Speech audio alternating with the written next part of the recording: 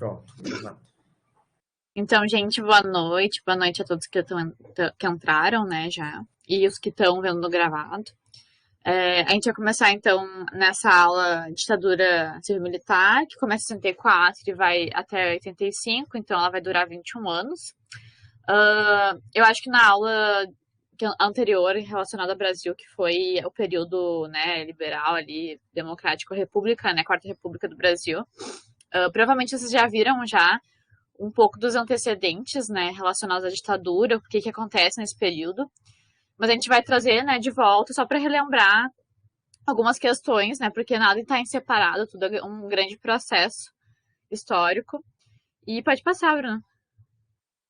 Quer então falar, voltar alguns aninhos antes, né, de começar realmente a ditadura militar e falar, então, começando falando um pouco sobre o presidente anterior, né, do período democrático, o último, né, que foi o Jango Goulart, ou Jango, né, que era ligado à ala do PTB, ele era um cara voltado para os direitos trabalhistas, né, então já é um problema, já começa a ser um problema, porque, claro, a gente tem que ver que antes disso, antes do Jango assumir, né, já teve uma tentativa de golpe, de ele não tentar, de tentar não, ele não se elevar à presidência, porque ele vem logo depois da renúncia do Jânio Quadros, né, no começo dos anos 60, e então já desde o começo ele já vem tendo uma grande um processo difícil de entrada no poder. Então, a gente também tem que lembrar de antes dele, que é o Getúlio Vargas, né? Então, o golpe militar, ele demora muitos anos para ser realmente efetivo no Brasil, porque a gente dá um exemplo disso, é quando Getúlio Vargas, né, se suicida em 54, e nessa época já existia um burburinho militar, né, nesse processo aí, durante essa república, que foi então empurrado com o suicídio do Getúlio Vargas. Na verdade, quando a gente vai olhar historicamente o Brasil, a gente vê que o exército, né, ele está sempre dentro desse processo republicano, não republicano brasileiro, né? Que é, por exemplo, a gente já começa uma república com um golpe militar. Então, as pessoas têm essa coisa de falar, não, a proclamação da república, na verdade, foi um golpe militar, dado em cima do Dom Pedro II, que começa, então, uma tradição, infelizmente, né, uma tradição do exército se colocando dentro de processos que não deveriam estar, né, que são processos de poder político, né, econômico, etc. Então, o que a gente vê aqui acontecendo em 64, nada mais, nada menos que é um reflexo dessa política militar, né? Eles estão sempre ou na frente ou por trás, né?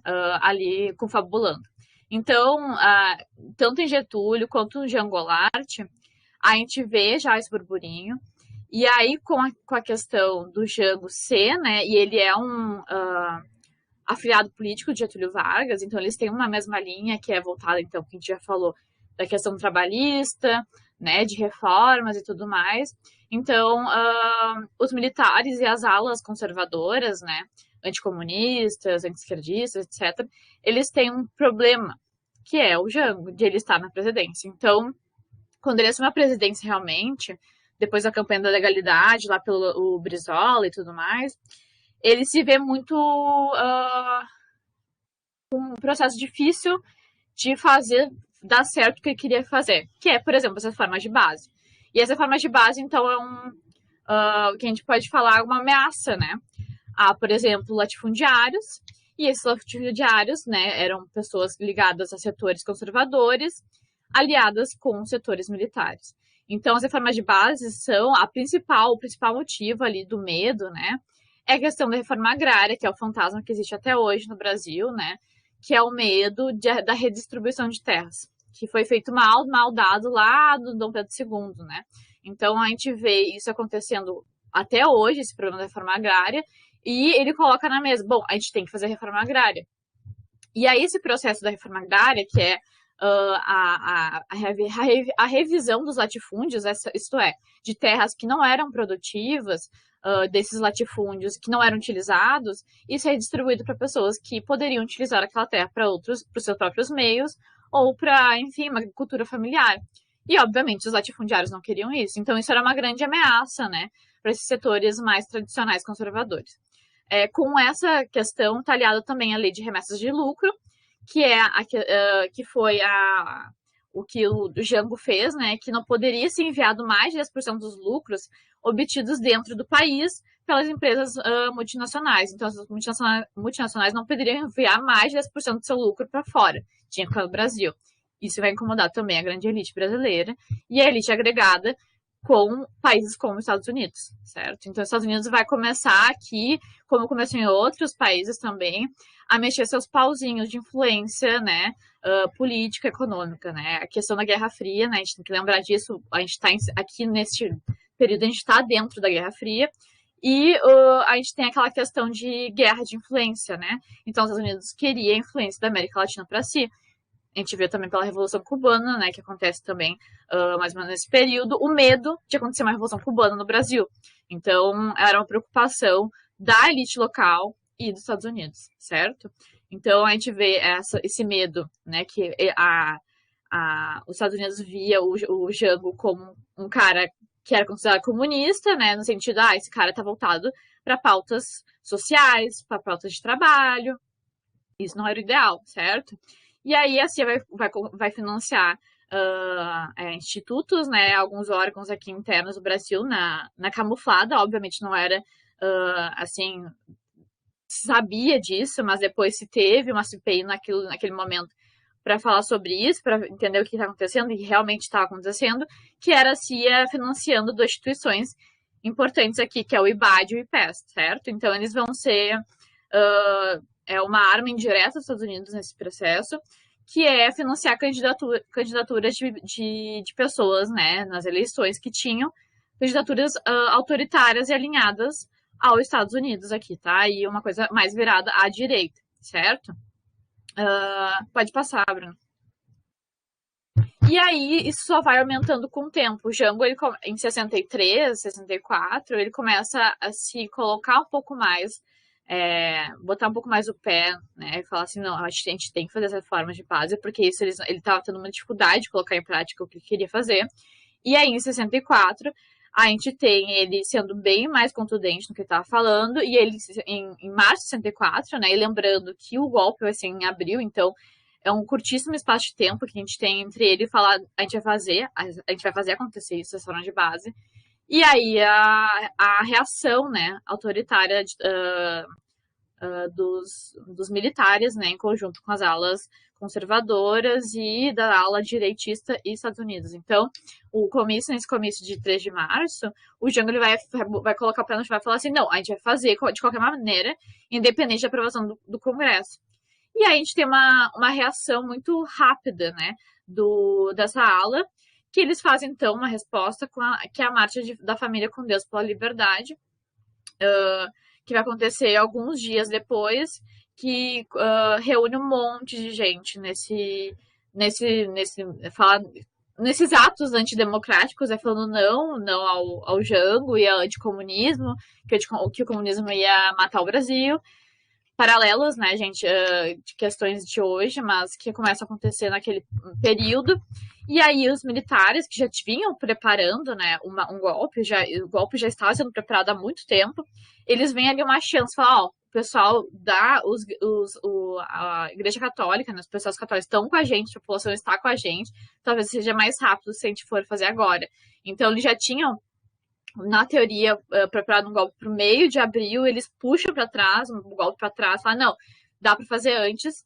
E aí, pode passar, Bruno. Ali tem umas fotinhas, né, vocês viram. Mas aí ele consegue, principalmente com acho que ali, com o Olímpio Mourão Filho, ele começa uma rebelião antes do planejado, certo? Em 30 de março, lá em Minas Gerais, o Olímpio Mourão Filho, que é um militar, ele começa uma marcha em direção ao Rio de Janeiro, certo? Que vai acompanhado com outros comandantes do exército, certo? Então, ali começa a preparação para o golpe, dia 30 de março. Ao mesmo tempo, caso desse errado essa rebelião, né, militar, a Operação Brother Sam, que era uma operação organizada pelos Estados Unidos, ela estava preparada ali, caso acontecesse, não deu certo, a gente vai dar de qualquer jeito, porque a gente vai dar o outro golpe, em cima do golpe. Se não esse golpe não der certo, a gente dá outro golpe. Então, eles estavam preparados ali na costa brasileira, esperando, né, ver quais seriam as cenas dos próximos capítulos, tá? E aí, a gente tem uma tentativa de resistência aqui, ali do Brizola, que não vai ter muito apoio, até porque o próprio Jango não reage. E aí, são umas coisas que se tem, né, de tipo, tá, por que o cara não reagiu, por que ele não, né, por que ele não fez nada? O que os senadores discutem é que, na verdade, ele sabia desse golpe há um tempo, e ele sabia que se tivesse uma rebelião, né, e ele tinha, lembrando que apesar de a gente ter tido ali a questão da marcha com Deus pela família, e ter reunido, sei lá, uns 300 mil pessoas, 400 mil pessoas, a gente tinha um apoio popular dele muito grande, da massa de trabalhadores, né, porque ele era ligado a questões sindicais. Então, ele tinha uma aceitação boa do governo dele, tanto é que quando tu vê a aprovação dele do governo dele, eu acho que acho que era tipo quase 50% de chamar pra que era ótimo, entendeu? Então tu tinha um apoio de uma certa massa, né? Mas a gente tinha esse outro lado. Então, ele fala, que os historiadores acham, né? Que ele fala, bom, eu acho melhor eu não reagir, porque talvez ocorra uma guerra civil, muitas pessoas vão morrer nesse processo, e aí ele não reage, certo? Então ele fala, não, acho que ele entregou por medo de uma guerra civil interna no Brasil. E aí ele não reage, e aí os que estavam com ele, né, algumas alas militares que estavam dentro do poder nesse momento, eles tiram o apoio, porque vê que o Jango não vai reagir, e também não seria benéfico ficar com o Jango, né, por serem militares, e eles retiram o apoio. Então, tá feito carreto. Era o que faltava para se dar o golpe finalmente, né? Pode passar, Bruno. Em 2 de abril, né, como tá ali, o Mazili, que era o presidente da Câmara naquele momento, ele é por um tempo, né, ele fica na posse da presidência enquanto o Jango é destituído do poder, certo? Então ele vai ficar por um tempo ali sendo postado na presidência. Mas então, a partir de 1º de abril, o Jango já não tá mais no poder, ele foge. Eu não sei pra onde que ele vai até, acho que vai pra aqui, pro Uruguai. É pro Uruguai, vai pro Uruguai. Pode passar, Bruno.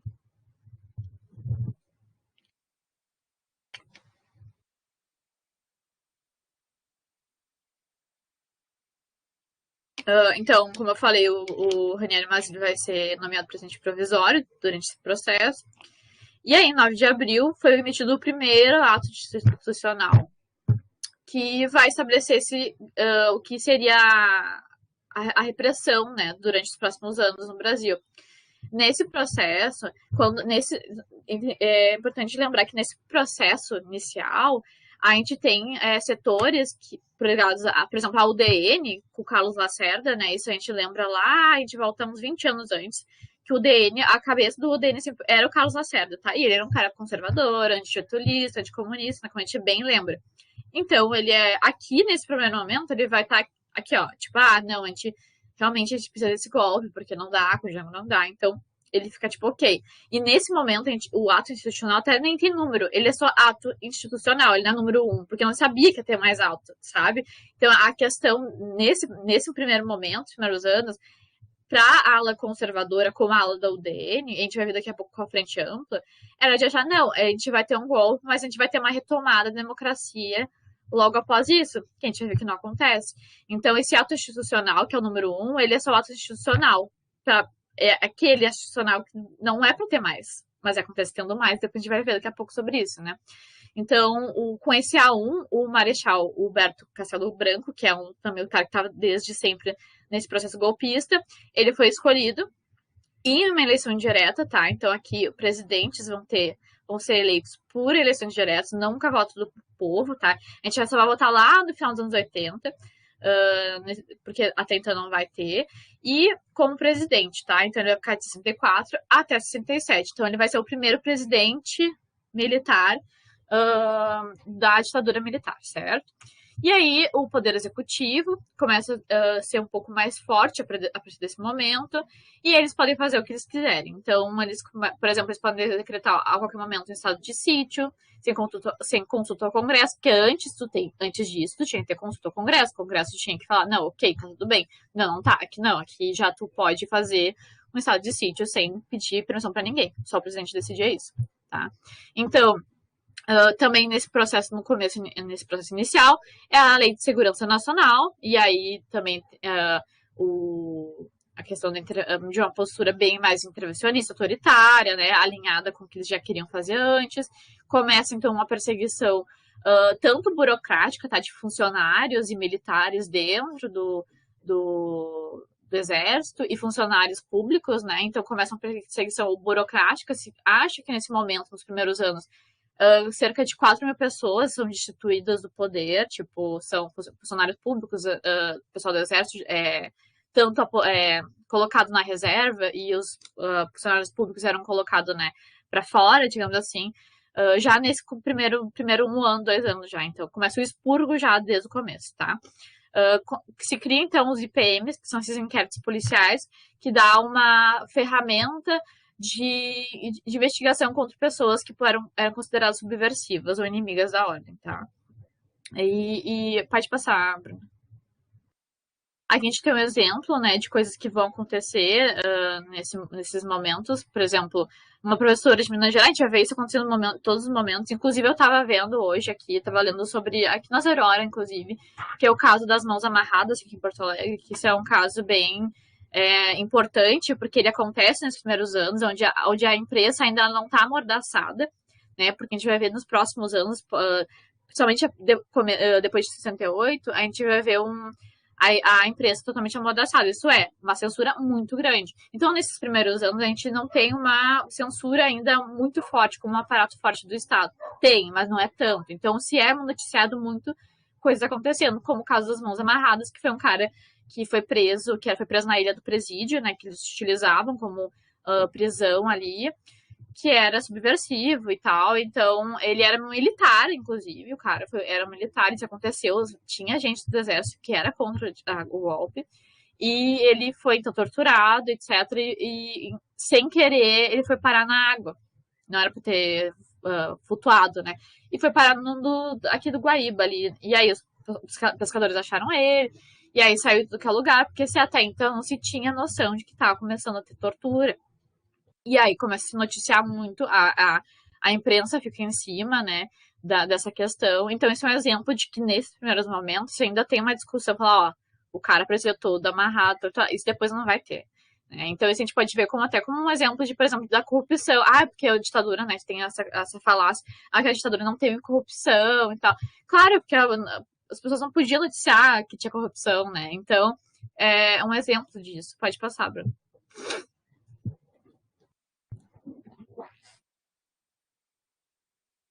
Tá branco pra mim.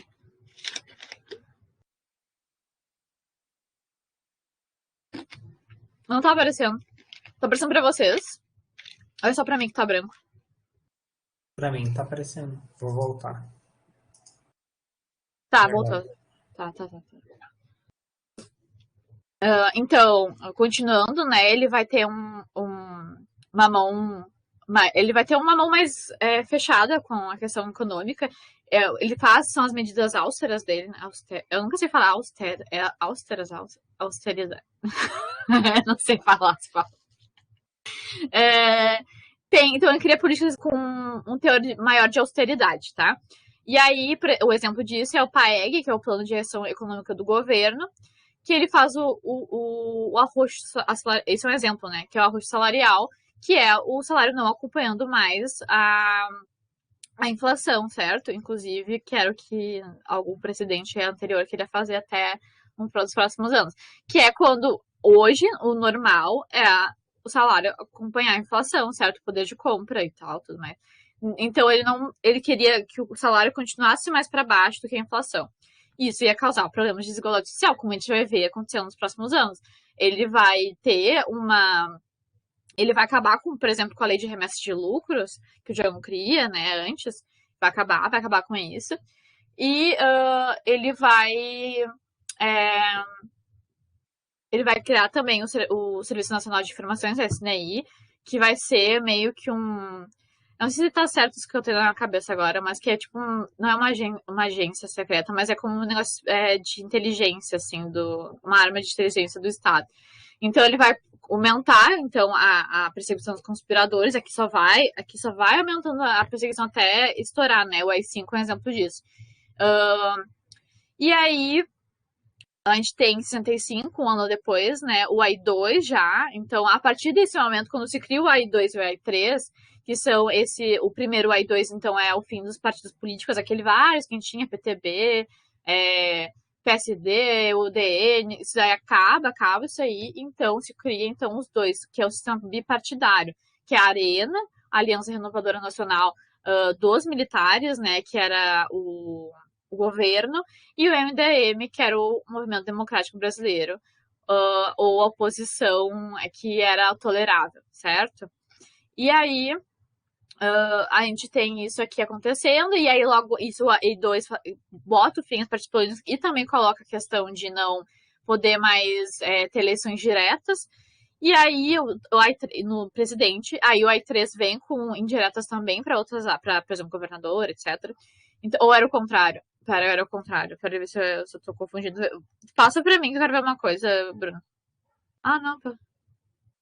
Ah, tá, ok. Então ele vai. É isso que eu falei exatamente. E aí ele vai. Volta pra mim no outro.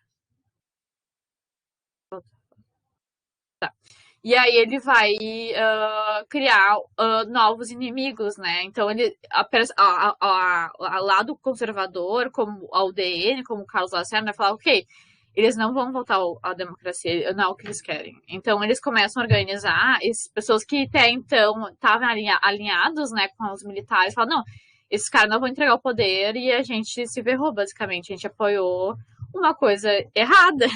E aí o Carlos Lacerda se alia, pode botar pra frente, Bruno, naquele... Aí, ele se alinha a pessoas, o Carlos Lacerda, que é um cara conservador, anticomunista, blá blá blá, se alinha com o JK e com o Jango. É com o Jango que ele se alinha. Tem outras pessoas que ele se alinha. Ele é com vários. Ah, o Luiz Carlos Prestes ele se alinha também. Então, pessoas que pra ele até então eram inimigos dele, ele se alia porque ele fala, bom, a gente vai ter que pensar em uma oposição a eles, porque a gente não tem, ele queria se eleger em 66, eu acho, em 65. Eu não lembro qual foi quando que era pra ser eleição. Ele queria se eleger, ele viu que não ia ter mais eleição, ele falou, bom, esses caras estão querendo nos ferrar. Então, ele vai fazer isso, né? Também nesse mês vai ter a frente ampla. E aí, em 66, o Congresso vai ser fechado. E em 66 vai ser emitido o AI-4, né? Que é a construção de uma nova Constituição. E em 67 vai ser feito, sempre promulgada, então, a nova Constituição. E o Congresso é reaberto a partir desse momento. E esses atos, né? E a Constituição, ela vai ser muito baseada no que eles queriam, que era aumentar ainda mais os poderes deles mesmos, do executivo, e aumentar ainda mais o autoritarismo do que era o que vai ser o regime militar, que tinha começado em 64, tá? Mas, e outra coisa, né? Esse momento, ele vai acabar em 67, e aí a gente vai vir o que vai chamado, então, de anos de chumbo com o general Costa e Silva. Pode passar, Bruno. E aí vem o governo do Costa e Silva, que é conhecido, né, pela criação ali do AI-5, que acho que é um dos atos mais famosos, no sentido que ele coloca uma repressão muito maior do que existia antes. Então, o MDB, que é a oposição, ele não vai ter condições de confrontar o governo, porque por motivos óbvios, como a gente já está vendo aqui. Isso que eu falei ali em cima, né, da frente ampla, já começa nesse processo 66, 67, 67 vai piorando. E aí a gente vai ver depois que eles vão ser colocados na ilegalidade, vão ser perseguidos e tudo mais. Não vão poder mais existir. Também nesse momento a gente vai ter movimentos estudantis contra o golpe, a favor da democracia, né? E aí a gente tem um momento super importante que é a manifestação estudantil e a morte do Edson Luiz, que foi assassinado pela polícia por uma manifestação que era relacionada, acho que, preço da comida e tal, do RU deles lá, era uma coisa assim, né, Bruna? Então, era um menino que veio do Nordeste pra estudar no Rio de Janeiro. E ele é assassinado pela polícia nessa manifestação. Então se cria uma indignação popular, né? Porque era um estudante, ele era um menino jovem, que era um menino que era um guri que veio lá de cima só pra estudar aqui, e aí ele morre dessa forma truculenta, né? Depois disso, então, se une alguns setores da sociedade, como a classe média, que até então era conivente com a ditadura, e vai ter mais episódios acontecendo logo depois disso, como Sexta-feira Sangrenta, certo? Também no Rio de Janeiro. E aí, logo após, vem um dos grandes movimentos, né, contra a ditadura, que é a Passeata dos 100 mil, que conta com pessoas de todas as classes, como a gente tem uma falta de artistas, pessoas da classe. Pode passar, vai. Aí a comoção, né? A quantidade de gente que tinha, né? Inclusive eles colocam o corpo do Edson, né, ali no. Pra mostrar a chocante, como era chocante a situação. Pode passar. Também é uma manifestação, a Sexta-feira Sangrenta. E aí, eu acho que essa é passada dos 100 mil, né? Que foi no Rio de Janeiro, em 68, 68. É dele. É a camiseta ensanguentada do Edson. E aí, então, a gente tem as primeiras comoções, grandes comoções desse período ditatorial.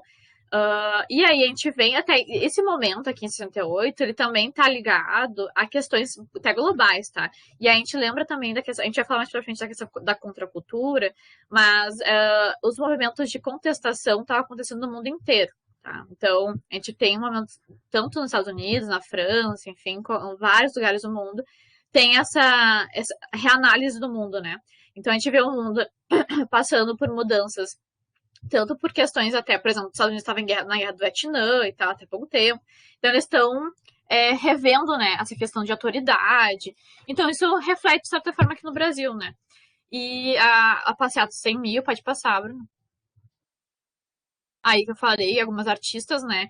Como aí tá ali embaixo tá a Tônia Carreira, a Eva Vilma, a Eva Todor, a Leila Diniz, enfim, várias mulheres que participaram. Então, um exemplo de que a classe artística que participou, né? Depois a gente vai ver com outras pessoas, como cantores, enfim, pode passar. Isso aqui em Porto Alegre, acho que ali no centro, né? Em 68 também, nesse mesmo período. E aí, movimentos sindicais, né, trabalhistas, contra a ditadura. A gente vai ver depois do AI-5 que vai ficar muito difícil de greves acontecerem, de movimentos assim acontecerem, até porque eles eram sufocados de muita violência. E o AI-5 coloca algumas coisas e falando, não pode fazer greve, mas de tal forma. Então, fazendo parecer impossível fazer greve a partir desse momento. Então, até esse momento aqui, em 68, a gente ainda vê algumas manifestações acontecendo. Pode passar, Bruno. Então, foi o que eu falei, né? Em 68 é um movimento global, ocidental, vivido pela contracultura. E aí a gente tem coisas acontecendo nesse momento também, que é o movimento estudantil, que a gente já falou, protagonizado pela Uni, né? E junto com movimentos culturais. A gente tem o teatro, como o Cinema Novo, a gente tem a música, como o Tropicália, que tá ali já escrito, né? O teatro de arena, qualquer outro teatro, a oficina, o cinema que você fala, Cinema Novo. Então, a gente vê vários tipos de artes acontecendo. Claro que daqui a pouco a gente vai ver que vai ficar mais difícil de continuar fazendo algumas coisas. Alguns vão ser exilados, né? E outros vão ser auto-exilados, vão preferir ir embora do Brasil nesse processo. Mas a gente vê isso acontecendo ainda. Tropical, eu acho que vocês vão ver um pouco mais, talvez, na literatura, né? Porque vai focar um pouco mais nas questões de como eles fazem isso, né? Numa tendência antropofágica, eles revivem, então, 1922, e mistura as tendências que estão acontecendo naquele momento, como rock e tudo mais. Que é mal visto pelos conservadores. Por isso que eu acho bizarro os caras hoje, os roqueiros lá, velho, sendo conservador, sendo que o rock e por exemplo, o metal, essas coisas nasceram na subversão, né? Então, Aqui é um exemplo do cinema novo, né? Principalmente criado com o Glauber Rocha. Glauber Rocha. E alguns filmes que ele vai. Ele começa, na verdade, um pouco antes disso. E Tropicália, né? Com o álbum Tropicália, que inclusive caiu várias vezes na URGS. Não sei se tá caindo de novo, mas caiu algumas vezes. Caetano Veloso, Berto Gil, Chico, que também, né, tiveram letras censuradas, tinha que passar por um filtro, né? E aí algumas passavam porque eles eram muito auspiciosos de conseguir botar letras que eles não entendiam, e aí passava, pode passar. Então, aumenta os processos e a repressão também, obviamente, vai aumentar. E aí, em 68, o deputado Márcio Moreira Alves, que é do MDB, ele faz todo um discurso lá, falando mal das Forças Armadas, e as Forças Armadas querem caçar ele. Só que os deputados, né, dali, eles não querem, não vão caçar, não querem caçar o cara.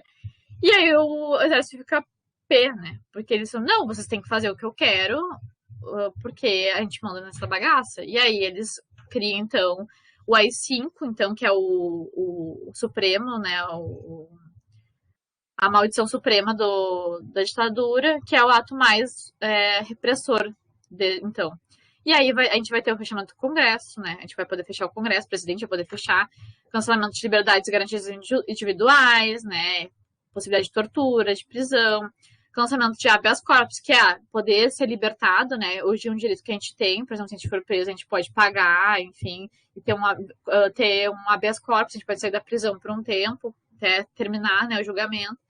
E com risco de propriedades e, obviamente, censura, que vai ser, então, que vai começar o processo, né, de amordaçamento tanto dos processos culturais quanto jornalísticos, né, de veicular notícias e tudo mais. Pode passar. E aí, né, última hora, falando sobre o ato 5, o AI. Pode passar. E aí começa o teu. Bem, gente, então a gente está chegando, né, no momento realmente de mais repressão, né, da ditadura, mais ou menos antes dela fechar 10 anos, né, de existência, ela já tinha matado e torturado bastante gente, né, legalmente falando, né, porque existia, né, uma certa não só uma jurisdição, mas umas leis, né, que deixavam, né, apropriavam essa maneira de repressão do Estado perante a população. Em agosto de 69, então, devido a problemas de saúde, o Costa Silva ele vai ser afastado da presidência. Quem deveria assumir, então, era o presidente Pedro Aleixo, né, vice-presidente Pedro Aleixo, porque, segundo a Constituição da época, existia, né, o presidente, que era um militar, e o vice, para deixar a coisa um pouco mais, não tão escancarada, mas não que nesse momento já eles se portassem com isso. Mas quando começou, né, a intervenção militar, eles colocaram então como vice-presidente um civil, né, alguém que não era de ordem militar, para ocupar, mas essa pessoa nunca, né, chegaria a ocupar a cadeira de presidência porque não haveria essa possibilidade. Não podendo então o Pedro Leite assumir, é colocado, né, de maneira imposta, né, de uma maneira indireta, o Emílio Garrastazu Médici, não sei se é assim que fala, acredito que sim. Que foi, né, acabou sendo aceito pelo Congresso, já que, né, todo mundo que estava no Congresso, todos os parlamentares eram, né, alinhados com a tendência militar do governo, porque os que não eram já estavam, né, caçados, torturados, enfim, exilados, né, não estavam presentes ali no Congresso por conta, principalmente, do AI-5, né, e por conta de toda essa repressão que foi seguindo, né, a partir de 64. A política econômica capitalista, nesse momento, né, dos anos 70, ela estava um pouquinho fervorosa, ela viveu uns anos aproveitando toda essa questão que a Júlia estava falando de a revolução cultural no mundo e tal, a economia também estava um pouco mais acelerada, estava, né, demonstrando lados positivos, né, a Guerra Fria um pouco sendo deixada de lado, a gente teve também a questão de corrida da Lua, né, a questão espacial, desenvolvimento espacial e, enfim, muito em ebulição nesse momento de final dos anos 60, e o início dos anos 70 não foi positivo, né, principalmente então para o Brasil, que conseguia então contratar crédito, né, conseguir dinheiro, né, fazer empréstimos, principalmente com os Estados Unidos, mas também com alguns outros países da Europa que tinham, né, mais dinheiro, obviamente, sobrando para poder emprestar. E emprestavam então com juros mais baixos, né, porque esses países também estavam vivendo uma prosperidade na economia, né.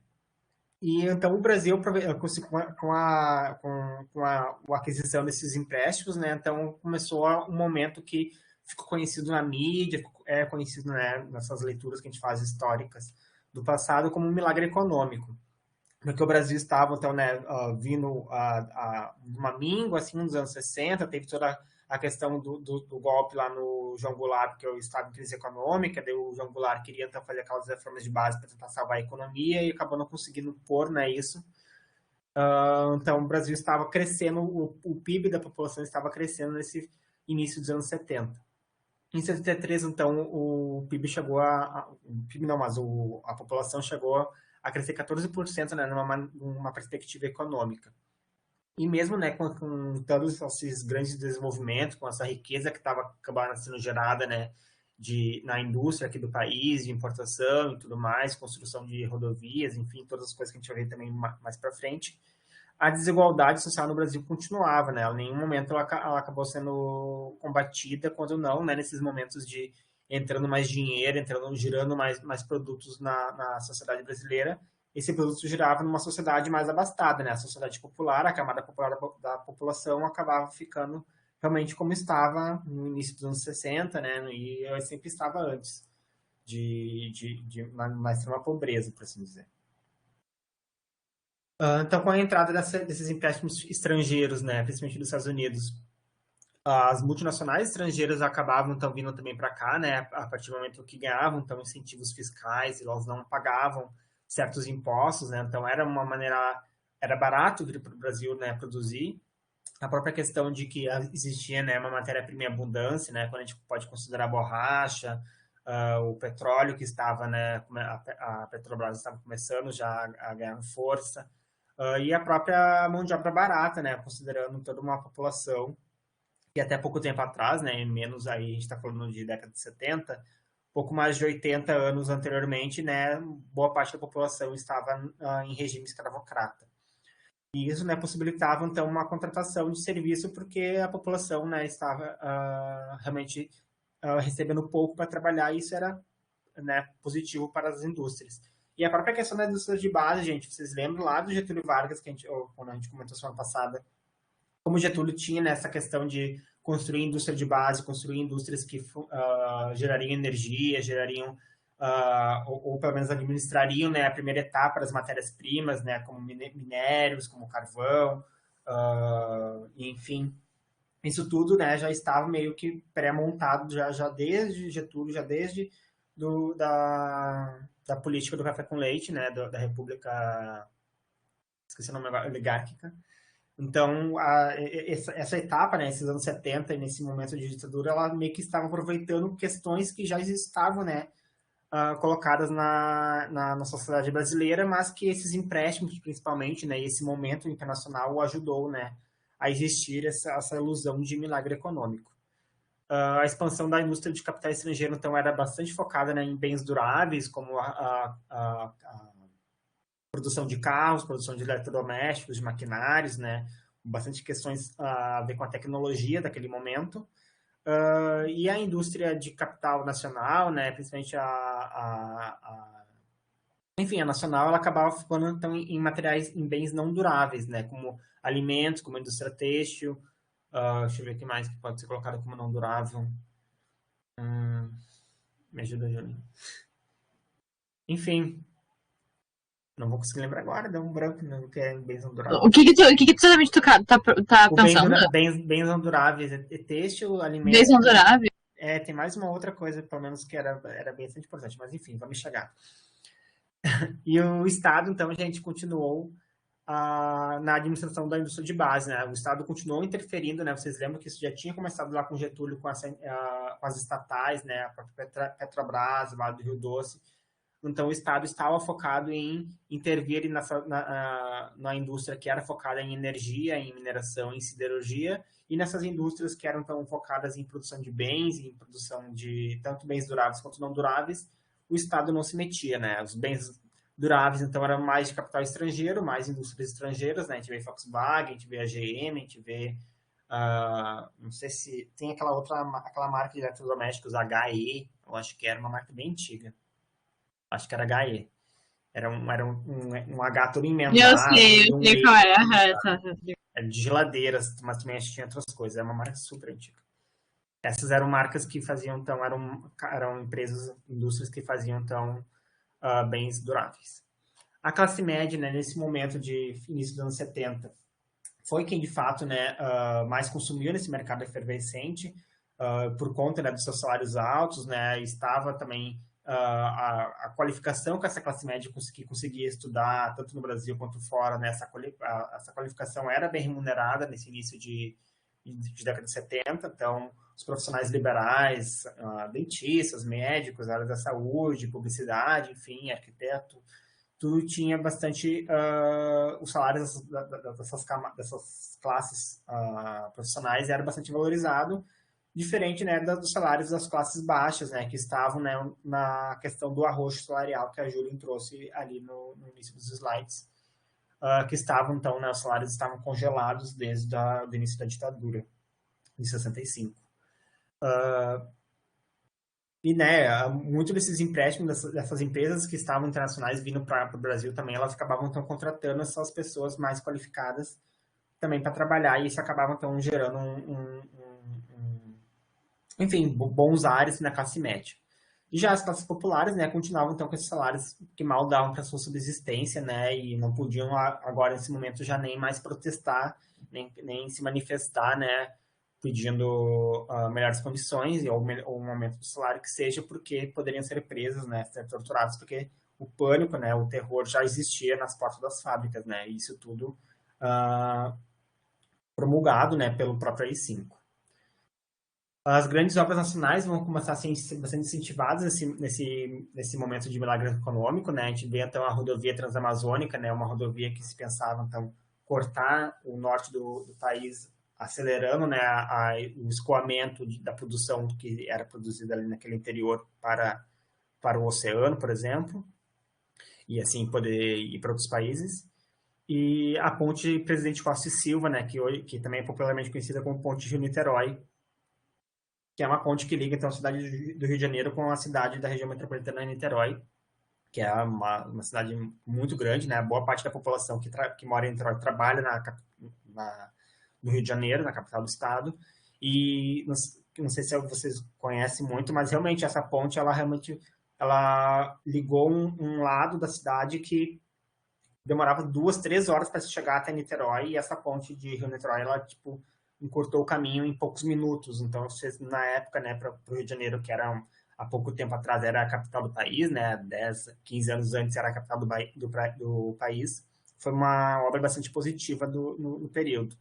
E a própria usina hidrelétrica de Itaipu também, né, por muito tempo teve o título de maior usina hidrelétrica do mundo. Acho que hoje já não tem mais. O governo se aproveitou, então, desse ilusório crescimento econômico, né, e então começou a estimular o nacionalismo ufanista, né, um nacionalismo com bastante aversão a quem não participava dessa onda, né, ufanista, essa onda que se orgulhava dessa nação, e então colocavam uma massiva publicidade com slogans como o Brasil ame ou deixo e ninguém segura este país. São slogans, gente, que não sei vocês agora, vocês já ter na base de nascidos nos anos 2000, eu não sei como é que nos anos 2000 se cresceram vindo muito, eu creio que não. Mas nós, eu e a Júlia, criança dos anos 90, a gente ainda ouvia muito, principalmente esse Brasil ao meu deixo. Eu lembro de ouvir bastante, assim, Brasil ao meu deixo, ou ninguém segura este país, em questões de COP e tudo mais. E nesse momento da década, do ano exato de 1970, vai ser um momento bastante importante que o Brasil vai ganhar o tricampeonato, né? Vai ser o tetracampeão, vai ser o primeiro país do mundo a conquistar, né, 3 vezes a taça da Copa do Mundo, então vai ser algo muito importante. A população vai ficar muito orgulhosa disso, e o governo, aproveitando desse frisson que a população estava, né, com o futebol, com a Copa, com esse orgulho de ter ganhado, né, ser o primeiro país a ganhar 3 Copas e tudo mais, se aproveitou. Então, começou a circular muita publicidade com jogadores de futebol, publicidades do governo, né? E que vendiam, então, o governo como se o Brasil era algo que estava passando por um ótimo momento. Olha como a ditadura era boa, não nas suas palavras, mas olha como o nosso governo é bom, olha como esse país é bom, né? A gente vai ter mais uns próximos slides, vai ter. Aqui, gente, eu trouxe para vocês verem como as coisas se resgatam, né? E se resgatam sem uma problematização, por assim dizer. Aqui tem, então, um slogan, né, que foi produzido, né, dessas cores, com essas fontes, no ano de 1970, Brasil, amo eu deixo, e aqui a gente tem esse slogan, no lado direito, em 2020, né, de um comercial que rodava principalmente no SBT, que era, né, exatamente esse resgate desse slogan da ditadura, com toques, né, atuais, mas para vender uma mesma mensagem, né, para vender uma mensagem ufanista, para vender uma mensagem nacionalista e de que traziam, né, pessoas que se orgulhassem dessa bandeira nacional. Pode falar, Júlia. Eu ia falar que o governo Bolsonaro resgatou vários lemas, né, antigos. A gente tem esse, a gente também tem o Deus, Pátria e Família, que é um slogan do movimento integralista lá nos anos 30. O Deus acima de tudo é o famoso lá, Brasil acima de tudo. Deus acima de tudo. Não, Brasil Isso, acima de tudo, Deus acima de todos. acima de todos. Isso também é um slogan militarizado, né? Eu falo isso porque eu vivo no meio militar. Eu estudei em Colégio da Brigada. Então, eu sempre ouvi isso. Então, tipo, esses resgates são intencionais, certo? Eles não são resgates assim, não, que legal esse slogan. Não, eles são resgates intencionais para rememorar um certo período do tempo ou movimentos específicos, certo? Então, tudo tem um fundamento no final das contas, né? Aqui a gente tem o Médici, né, do lado do Pelé, erguendo a Copa, fez todo um burburinho. O Médici, ele era muito fanático por futebol. Eu estava lendo, né, um pouco, estudando para dar aula hoje, estava descrito ali que ele ligava para os jogadores para fingir uma amizade, assim, que seja. Imagina tu tá lá no meio da Copa morrendo de cansado, tem que aceitar a ligação, receber a ligação do presidente chato.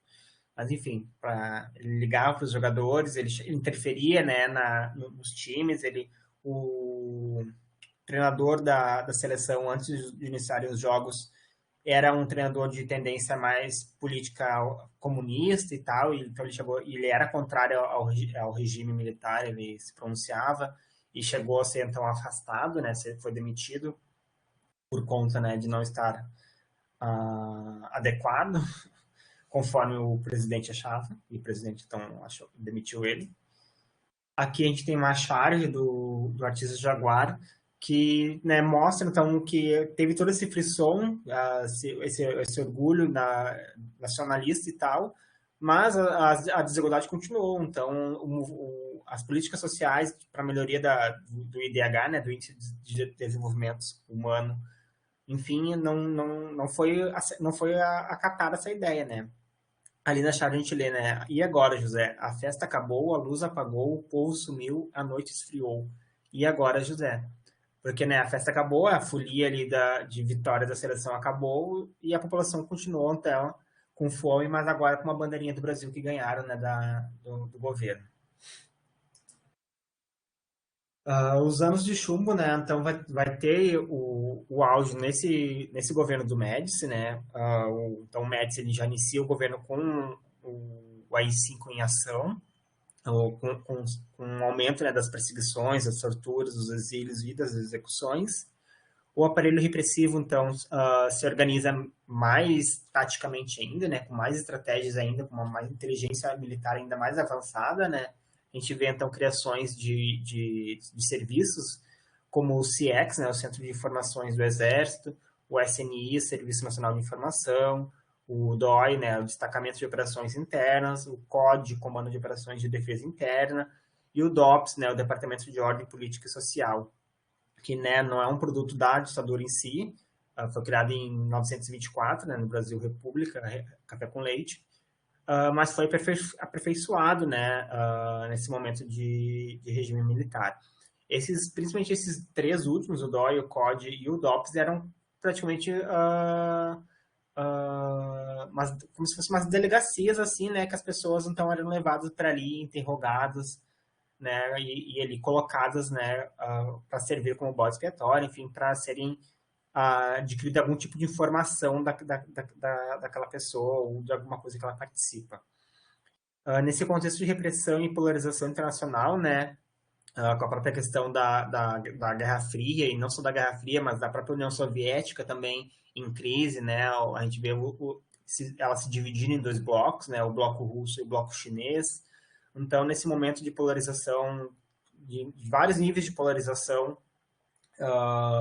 internacional, e nesse momento de regime militar aqui no Brasil, e com o AI-5 em vigor, então surge então uma resistência armada para, de fato, confrontar, né, de uma maneira mais agressiva, mais violenta, né, esse regime militar, já que manifestações nas ruas já não eram nem mais permitidas. Aqui, né, tem em Porto Alegre, então, o prédio que a gente chama, que é apelidado, né, de Dopinha, né, ele foi um centro clandestino de tortura da ditadura, então ele não era um centro popularmente conhecido, nem muito divulgado entre os próprios militares nesse momento, né. Ele fica localizado no Bonfim, né, na rua Santo Antônio. Essa foto aqui é uma foto mais antiga, deve ter uns 3, 4, 5 anos. Nesse momento, né, agora em 2022, ela se encontra assim, mais pintada com esse tom de cinza, eu acho. E há pouco tempo, né, se envolveu numa polêmica, entre aspas, né, falando de outra coisa, que foi colocado num site de aluguéis, né, de imóveis com a chamada, né, linda casa de época moderna, né, uma casa que pessoas foram torturadas e mortas, um centro usado clandestinamente até para o próprio período, né, já era clandestino, ele foi, então, hoje em dia, essa casa, ela só é mais uma casa linda de época e moderna ao mesmo tempo, para passar um fim de semana com uma lareira.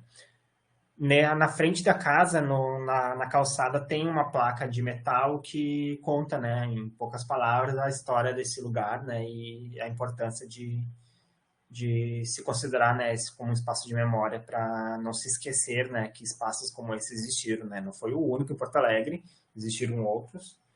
O Tem Palácio da Polícia também era utilizado como Palácio da porão. Polícia, né, na João Pessoa. Tem o site, né, Caminhos da Ditadura, da nossa colega ali da história da Anitta, que é um Vou botar site aqui para eles o site. bem legal, gente. É um site que ela mapeou, né, vários lugares, assim, de diferentes níveis de coisas que aconteceram nesse lugar, né? Esse lugar foi um lugar de centro de tortura. Nesse outro foi assassinada uma pessoa. Nesse outro prenderam ou fizeram alguma ação. Tem várias informações, é bem legal de conferir. Eu acho que é uma informação bastante importante, assim, e como era uma coisa bem lúdica, né? Dá para mandar para colega, assim, enfim, para família, para se turmarem. Mesma coisa É aquela isso. casa que tem dentro da Assembleia Legislativa. Assembleia Legislativa. Eu Qual acho que eu já casa? vi essa história. Eu não Eu já lembro vi dessa essa história. história. Já ouvi alguma coisa, agora não vou lembrar, mas me lembrou alguma coisa, mas eu ia falar que isso é uma tentativa de apagamento indireto, né? E a própria não trabalhar com isso e não saber disso. Eu, por exemplo, passava na frente dessa casa durante o processo quando estava fazendo vestibular, 2 anos direto. Eu pegava ônibus na frente, pegava o T5 que passa ali na frente. E eu nunca soube que aquilo ali era um lugar que foi um lugar de tortura durante a ditadura, né? Então eu só fui saber quando entrei na história. Então, tipo assim, coisas do gênero, por exemplo, trabalho com. Por exemplo, a gente tem no Arquivo Público, a gente tem umas oficinas relacionadas à ditadura, né? Inclusive eu já dei essa oficina. E. Isso mesmo, é só dos tá, é a mesma história que eu acho que eu tenho na cabeça. E esse processo de não estudar, né, de não ter um trabalho sobre isso dentro das escolas, principalmente, isso é um apagamento indireto. Não que eles proíbam de falar sobre isso, mas eles não permitem que se saiba sobre isso. E a gente vai ver depois que com a anistia, né, que o Bruno vai falar mais pra frente, ele só legitima, né, esse apagamento quase institucionalizado que é feito hoje. Então as pessoas não sabem da ditadura. E isso é muito triste, porque a gente tende a repetir o que a gente não sabe, né? A gente vê alguns países aqui do nosso lado, como acho que a Argentina, que eles têm uma política muito séria de trabalhar a memória da ditadura deles. Então, isso é uma coisa que a gente não, infelizmente, a gente não teve, né? Mas é isso, sabe?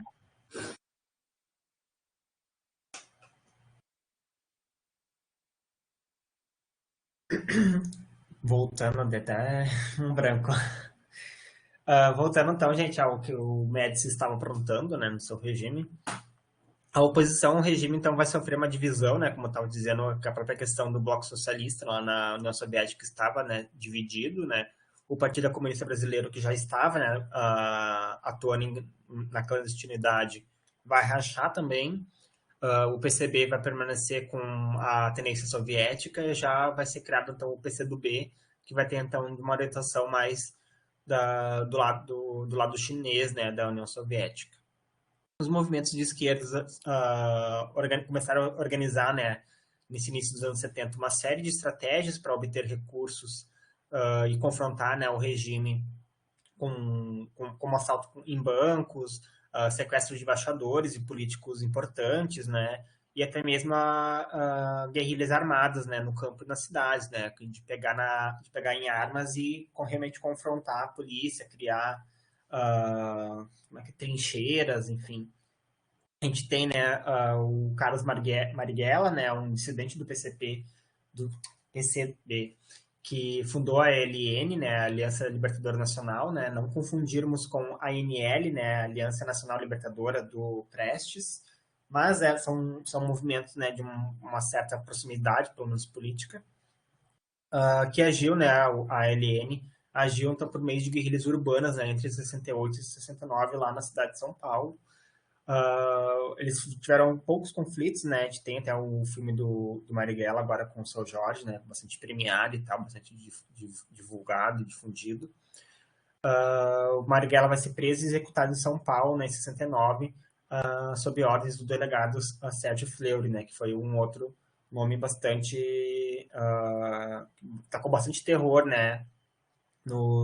Na oposição do período, com vários tipos de torturas, técnicas grotescas, e para não falar outra coisa.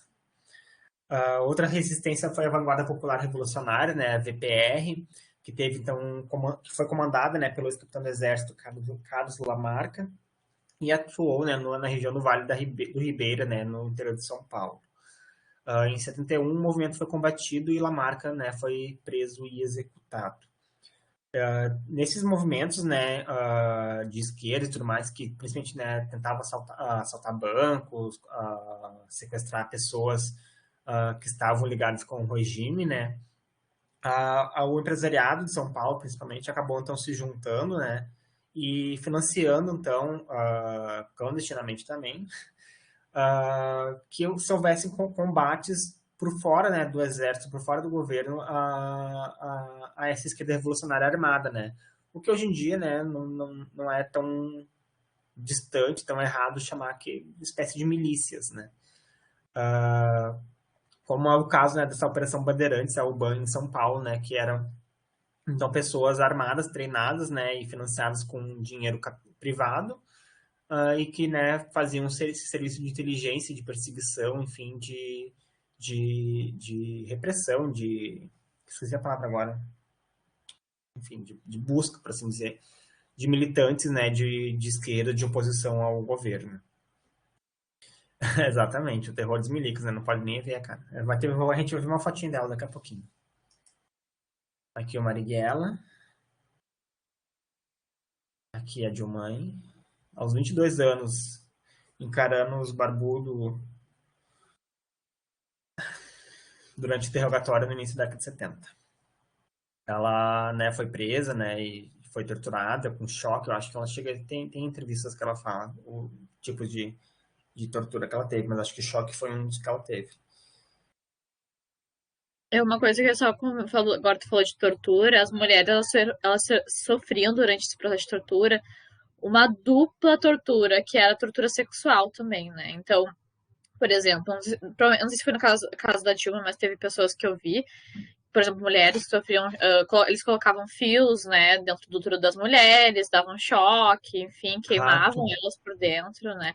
O próprio sim, o próprio abuso sexual, né, Não, eu estupro disse sexual. rato na vagina, Ah, coloca sim, lá. rato A Miriam também. Leitão, uma jornalista, gente, da Globo, que inclusive hoje tem uma tendência mais de direita, de defender ideais de direita, ela foi uma jornalista que foi presa e torturada e com um rato na vagina, nesse período de ditadura, né?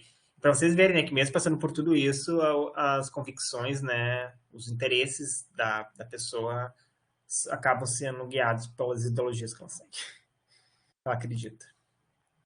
Não vai ser uma experiência de tortura que vai te santificar, por assim dizer, né? Fale, Júlia. Não, era isso, assim, é porque quando eu li algumas coisas que tem aqui no arquivo público sobre mulheres daqui, né, a gente vê isso acontecendo, mulheres que tiveram problemas a longo prazo, né, com problemas no útero, enfim, não puderam ter filhos depois disso. É isso, assim, né. E também, também o abuso até verbal relacionado às mulheres, né, de chamar de coisas e tudo mais. Então era uma dupla tortura aqui.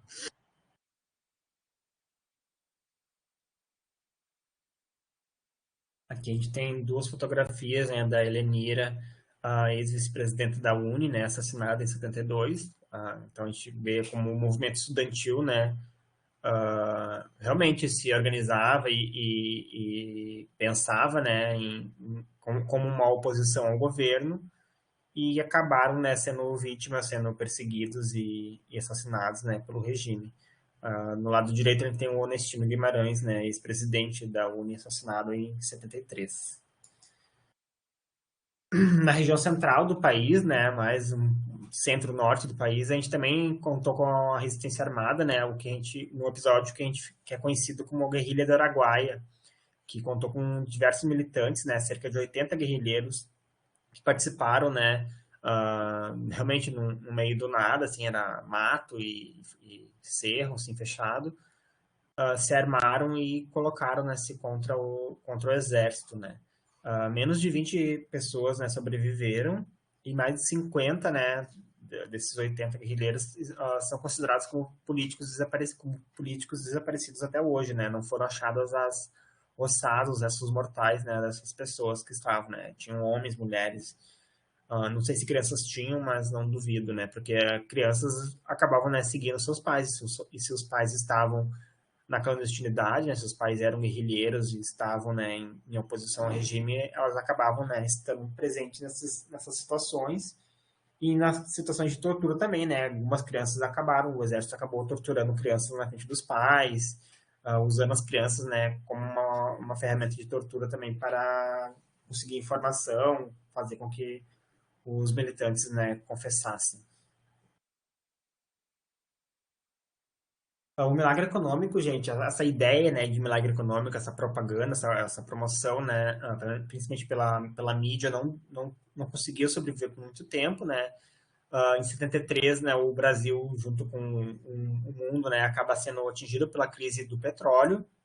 Essa crise, né, ela começou com os produtores de petróleo, né, aumentando os valores, porque estavam, né, se rebelando, né, contra a imposição e a dominância das principais potências, né, principalmente Estados Unidos e Rússia. União Soviética, na verdade. A Petrobras, né, ela não conseguia produzir então o suficiente do consumo nacional, fazendo com que o Brasil tivesse que comprar então petróleo no mercado externo. Devido à crise internacional, né, os bancos internacionais, né, acabaram então aumentando os juros dos empréstimos que eles faziam para o Brasil, e como o Brasil estava quase que viciado, né, em fazer empréstimos, era necessário fazer empréstimo para pagar as contas, acabou então aumentando, né, fazendo a sua dívida externa aumentar ainda mais. O que está acontecendo ali? Eu estava lendo um relato de um camarada.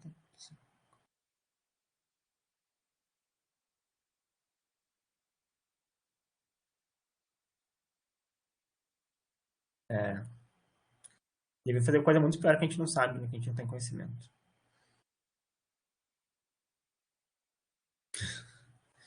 E quem, então, né, parei no também. Tá, devido à crise internacionais, os bancos aumentaram a taxa de juros, né, e também em decorrência da crise, né, os investidores estrangeiros acabavam, então, saindo do Brasil, né, fechando algumas fábricas e fugindo, né, da crise, o que acabou afetando a indústria nacional também, né, e resultando em uma dependência de tecnologia externa, né, o Brasil então não conseguia produzir tecnologia, produtos tecnológicos como televisores, enfim, rádios, questões do momento, não conseguia se produzir, então tinha que se importar muito.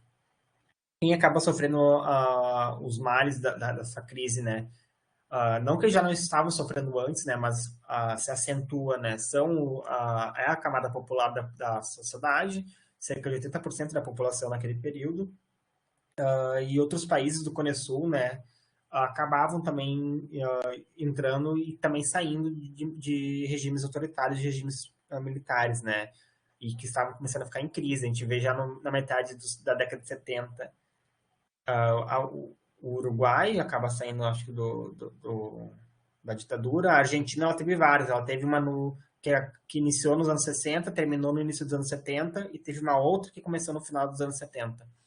Mas, enfim, por conta, né, do próprio enfraquecimento da Guerra Fria, e os motivos que faziam, né, a ditadura existir no Brasil, que no início, né, era um embate ao avanço do comunismo, como o comunismo estava, né, também já em decadência, então também via crises no próprio bloco soviético. O regime militar também acabou sendo enfraquecido, né? Os Estados Unidos acabou enviando menos ajuda e tudo mais. Dessa forma, então, o regime militar se viu em crise também, não só econômica, por conta da crise do petróleo, mas também política, né? Por já não ter mais bases políticas, bases ideológicas, né? Que o sustentavam. A gente vê, então, o governo Médici se encerrando, né? E quem, então, assume é o Ernesto Geisel, e ele acaba assumindo principalmente, né, por conta da crise que estava no país, né? Que assolava o país, deixando tanto a elite quanto as camadas populares insatisfeitas.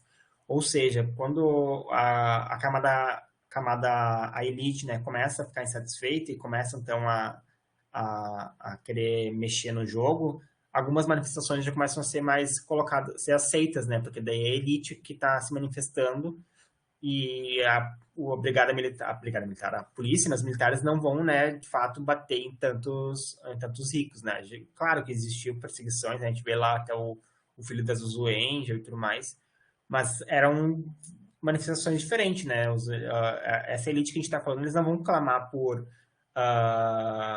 melhorias do desenvolvimento humano, né, e etc. Eles vão clamar, né, vão ficar insatisfeitos e vão reclamar dos seus lucros, né, que já não estavam semelhantes ao início dos anos 70, no período do milagre econômico, né. Então essa elite já não enriquecia mais e os populares já não estavam tão alienados, por assim dizer, né, com a Copa, né, com esse sentimento nacionalista. O governo Geisel, então, promete um retorno à democracia, né, de um modo, né, essa frase é bastante característica, né, do período, de modo lento, gradual e seguro, né. Então, o Geisel prometeu que os militares sairiam do poder, mas isso ainda levaria uns bons 10 anos, né. Por isso que quando ele fala que vai ser lenta e gradual, realmente vai ser lenta e gradual. Segura, não sei para quem, né? Segura para eles, porque de fato fizeram o que fizeram, né? Os militares e todo o aparelho que esteve envolvido nesse regime militar fizeram o que fizeram e não tiveram, né, penitências nem nada, né? Então, de fato, eles ficaram seguros depois que a redemocratização voltou. No entanto, né, a repressão violenta continuava, né, nesse período mesmo que o discurso, né, da ditadura já estava, né, mais apaziguado. Então, continuaram, né, tendo mortes e tendo perseguições. A gente vê, então, um jornalista, né, que era bastante opositor ao governo, o Vladimir Herzog, que trabalhava na TV Cultura, sendo primeiramente preso, né, e depois se forja até uma foto dele, já posso até colocar. Se foge uma foto como se ele tivesse se enforcado, né? Mas claramente dá para ver que ele está de joelhos, então a técnica para se enforcar, tu tem que ficar em suspenso, né? Não, ali ele não está suspenso. Nem se esforçaram para forjar a morte do cara. Não houve nenhum esforço. Acharam que estavam fazendo um teatro da escolinha. E também tem a morte, né, do Manuel Fiel Filho, né, um operário, um líder operário, né, que também foi preso e torturado até a morte. E ambos os casos, né, foi vendido, né, foi enviado para a mídia, principalmente fotografias que apresentavam, né, uma situação de suicídio, quando a, algumas pessoas, né, eu sou uma dessas pessoas, acho que não, que essa foto foi forjada, por exemplo, a minha interpretação. Com o aumento das manifestações populares da classe média, né, e da classe alta, né, que já não estavam mais contentes com o regime, em 77, né, o Congresso Nacional vai ser fechado, né, o gás, o Vênus, né, o aumento da efervescência popular, então ele acaba fechando o Congresso por 15 dias. Nesse momento, então, vai ser lançado, né, arquitetado e lançado o plano que se chama Pacotes de Abril, que tenciona, então, um processo de abertura, mas de maneira que deixasse o poder nas mãos da elite que apoiava o golpe, né? Então, não se voltaria a uma democracia ou algo... Não que o Brasil antes tivesse vivido uma democracia antes da ditadura, uma democracia grande e tal, mas não queria-se, né, que devolvesse o poder para alguém semelhante ao Goulart, por exemplo, né, que defenderia, então, interesses das classes populares, né, da classe trabalhadora. Então, eles queriam que alguém que defendesse o interesse da elite que continuasse no poder.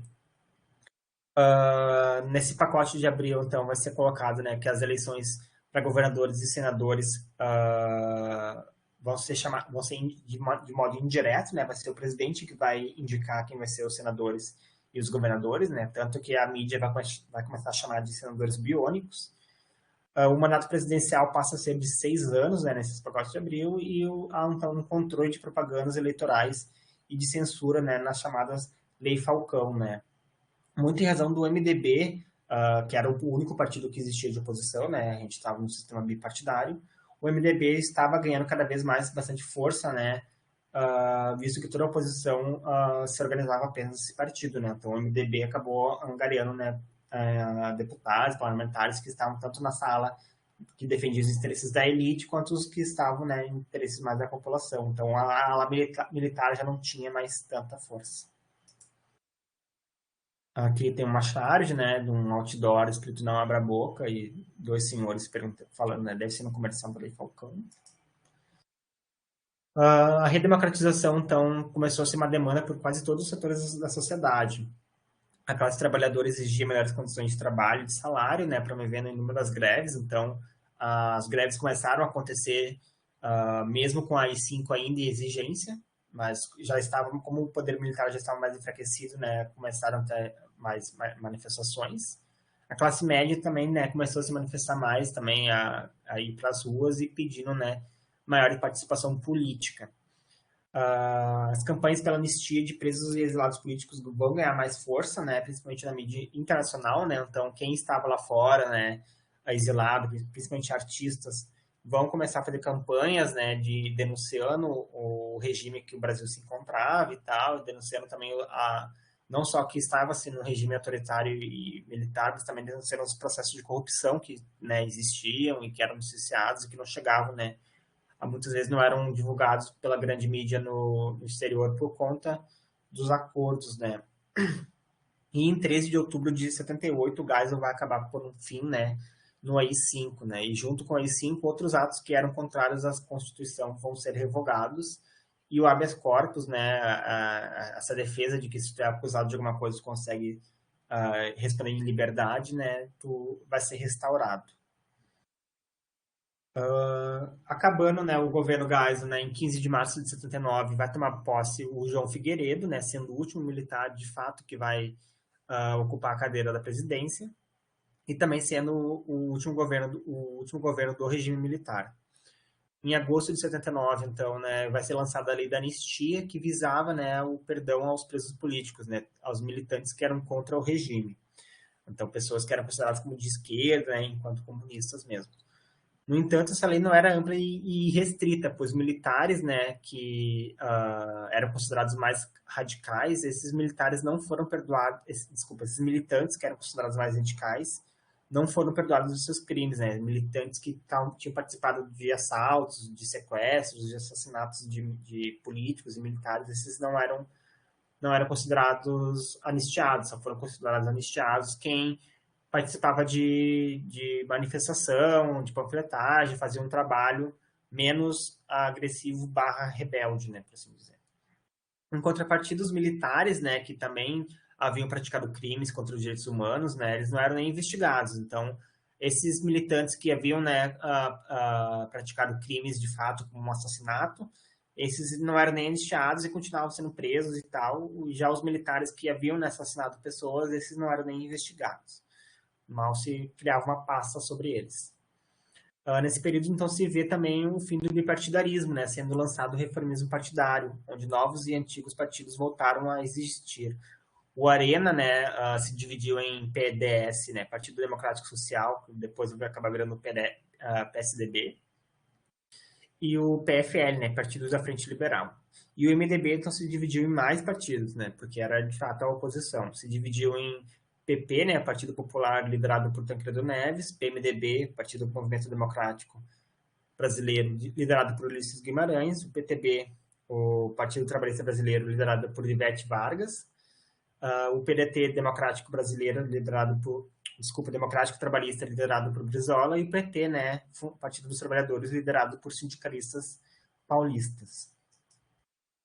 Aqui a gente tem um bannerzinho, né, não queremos liberdade pela metade, né, sobre que se desse, né, uma anistia ampla, geral e restrita, né, então que esses militantes considerados mais rebeldes, né, fossem colocados em anistia também. Aqui, né, manifestações pedindo por uma anistia mais ampla.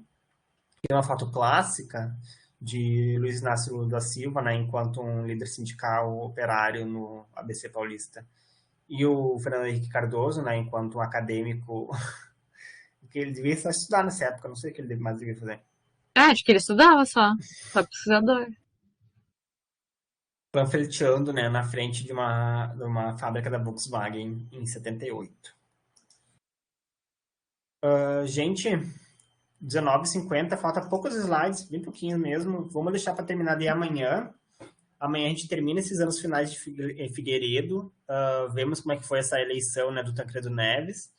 Vamos ver um pouquinho do processo de redemocratização e vamos ver um pouquinho de Fernando Henrique Cardoso, que são coisas que podem cair, né, nessa prova do Enem. Eu acho que Lula realmente governa. Nossa, ainda mais. Com certeza, dos anos 2000 não vão cair no Enem. Não vai cair. Não vai cair. Mal vai cair ditadura, gente. Vocês já devem ter acompanhado, né, as tendências das provas nos últimos anos, né? Caiu muito, era Vargas, e caiu anos 90 também, do FHC chegou a cair no passado. Mas ditadura, né, é uma coisa bastante ignorada, mas na URGS cai. Então essa aula talvez não ajude tanto no Enem, mas na URGS vai ajudar com certeza. Um comentário nada a ver antes de terminar a aula. Boa parte desses, agora que a gente viu, né, desses presidentes aí, eram tudo gaúcho, né? 3 deles eram gaúchos, só pra deixar bem claro aí que a veia sulista, né? Problemática. Tem uma fotinha dos pilantra aqui. Os 3 aí do mês, tudo gaúcho. Será que vai ser pior de uma... Pior em que sentido? Tipo, mal feito? Eu acho que não, Pedro, porque eu já vi algumas pessoas discutindo sobre isso, mas querendo ou não, mesmo nesse último ano e nesse último governo e tal, tinham pessoas mais sérias, por assim dizer, né, responsáveis pelo seu trabalho lá no INEP? É o INEP, acho que produz, acho que é. Vamos ver, eu acho que não também. Eu acho que não. Não vai ter absurdo, eu acho que não vai ter absurdo. Eu acho que não. É isso, gente. O que eles menos querem é absurdo nesse momento. Falou, agora tem aula, né? Vocês têm aula agora. Tá, gente, amanhã a gente dá o finalzinho de ditadura e já pegamos o redemocratização. Obrigada, Natália, obrigada. Obrigado, Natália. Ai, desculpa, Natália, a gente tá se passando aqui 3 minutos. É verdade. Se quiser que eu deixo ligado, Natália, se quiser. Beijo, gente. Tchau, tchau. Tchau, beijo, boa noite.